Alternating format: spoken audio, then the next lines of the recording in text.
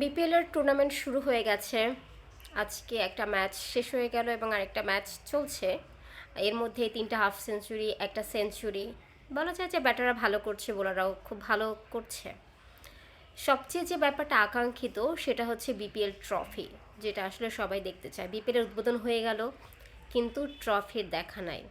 Trophy এখন কোথায়? দুবাইয়ে। ইয়া হাবিবি, কাম টু বাংলাদেশ। এটা এখন দুবাইয়ে তাও বানানো হচ্ছে। বলা হচ্ছে যে বিপিএলের মাঝখানে, টুর্নামেন্টের মাঝপথে সেটা আসবে। আমার মনে হয় না যে সেটাও আসতে পারবে, কারণ যে জাঁকজমকভাবে বানানো হচ্ছে এটা বানাতে অবশ্যই সময় লাগবে।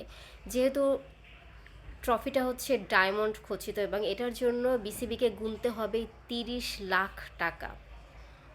এত দামি একটা ট্রফি বানানো হচ্ছে আর কি।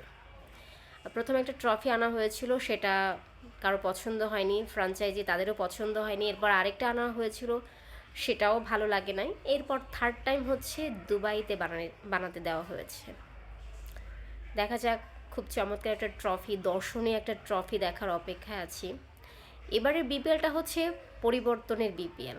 আমরা যেমন বলি না যে পরিবর্তন চাই, একটু পরিবর্তন হোক, সেটা হচ্ছে হাতে কলমে এবার দেখিয়েছে বিসিবি। একটার পর একটা পরিবর্তন। ইভেন নিলামের যে সময়, সেই সময়টা পর্যন্ত পরিবর্তন হয়েছে। সব কিছুর পরিবর্তন। এক মালিকানা, সেখান থেকে আরেক মালিকানা। এরপর হচ্ছে উদ্বোধনী অনুষ্ঠান হবে কি হবে না, হবে কি হবে না, সেটা নিয়ে অনেকবার পরিবর্তন। এবং শেষ মুহূর্ত পর্যন্ত বিপিএল ট্রফি সেটাও পরিবর্তন। আরও যে কত পরিবর্তন এবারের আসরে দেখতে হবে, সেটার জন্য তো অবশ্যই অপেক্ষা করতে হবে। দেখি কত পরিবর্তনের ভেতর দিয়ে এবার আসরটা যায়।